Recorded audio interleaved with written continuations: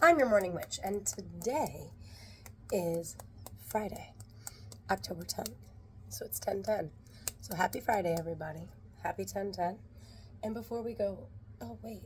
Yeah, no, I think I started with I'm your morning witch. You know who I am, I hope. I'm your morning witch. I'm here to help you bring magic into your life. So you know what? Let's get present before we go anywhere else. I don't know if anybody else had a hectic Friday morning, but let's get present. So we're going to inhale through the nose. We're going to hold it to become present. We're going to exhale through the mouth.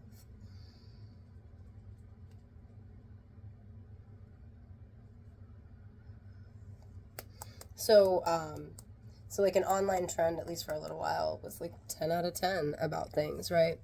And so I thought on 10/10, I would give you 10 things, 10 out of 10, that are great for incorporating a magical life into your everyday. Number 1 on my list is no regrets. Just like, that misspelled tattoo, no regrets, no regrets. How do we have no regrets?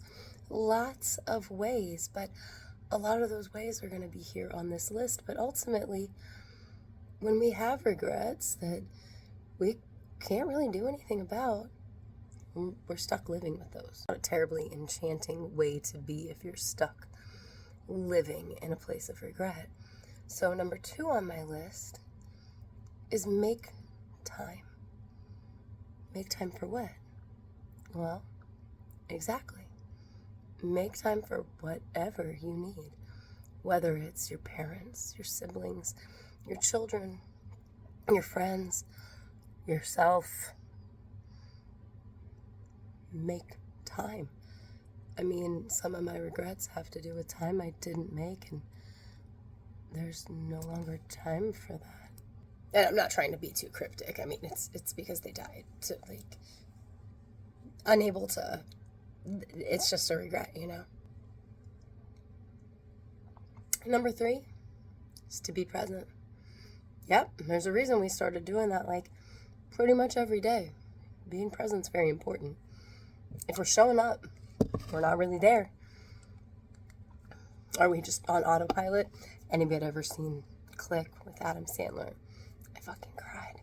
But seriously, we get on autopilot.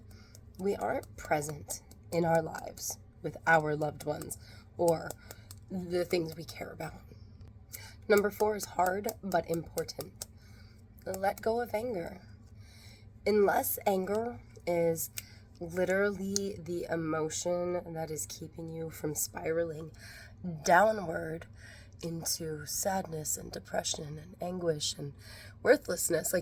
Unless anger is keeping you from a downward spiral into even worse emotions, let go of anger, because it is not serving you. If it is keeping you from spiraling down into depression or something else, it actually is serving you, which is why I'm making this caveat. But otherwise, holding on to anger only malaffects everything in your life and nobody fucking else's.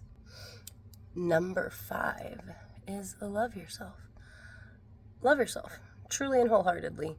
Yeah, shadow work is involved, y'all. You do have to love all of yourself. We talked about shadow work and loving yourself a little bit the other day. Some easy places to start, but ultimately, you will not find the magic in your life if you're focused on hating yourself and resenting how you look or how you are. We have to integrate the shadow and love everything about ourselves.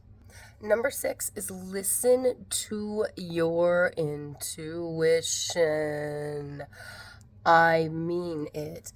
Quite literally, if I didn't listen to my intuition, my entire family would have died in the Joplin tornado on May 22nd, 2011. I'm not kidding. If not for my intuition telling me, do not turn left, go home instead, we would have died in our car. All of us, our kids in their car. It would have been horrible. Listen to your body. Have a concerted relationship, an intentional relationship with your body, where you ask it, to tell you how it's feeling, how you're doing, so that you can be proactive in your own health. It is magical. It is magical. I never talk when I do that. That was much harder than I anticipated while talking. But damn, look at that color. Okay, we're going to fix that wing later. I don't have time right now. Because I know some of you are like, my body's not magical, but like, baby, if you're thinking that, please go have a conversation with your body. Go talk to it. Because this meat bag, that's what connects us to this realm. That's what allows us to move through and enjoy these pieces of the universe that we are and that we are experiencing. But also, your body is yours alone, and that in and of itself is magical. Magical. Number 8, and sure, some people are probably going to come at me, but there are signs everywhere. If you have your eyes open, there are signs everywhere.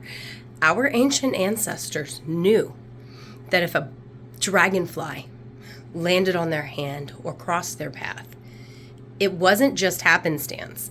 There was a message involved. That's why we have spirit messages associated with like every animal. Every animal. No, really, we do.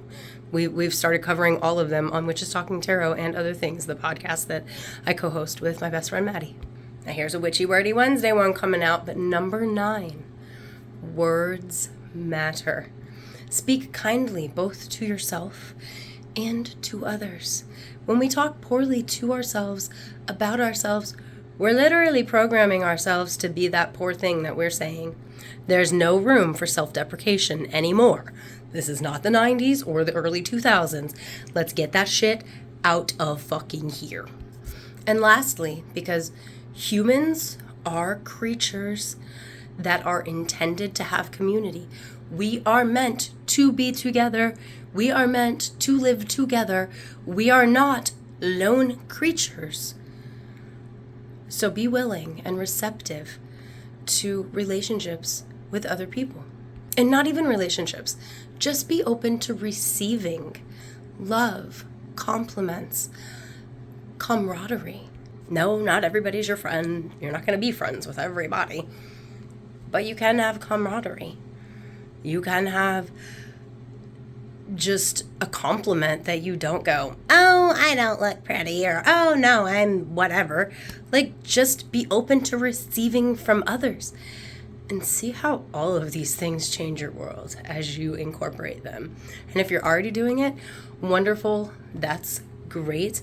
I don't say that like sarcastically, like literally. I'm very happy that you already know all of these things, do all these things. And for everybody who doesn't, work on incorporating it and see how it changes your life. Happy Friday!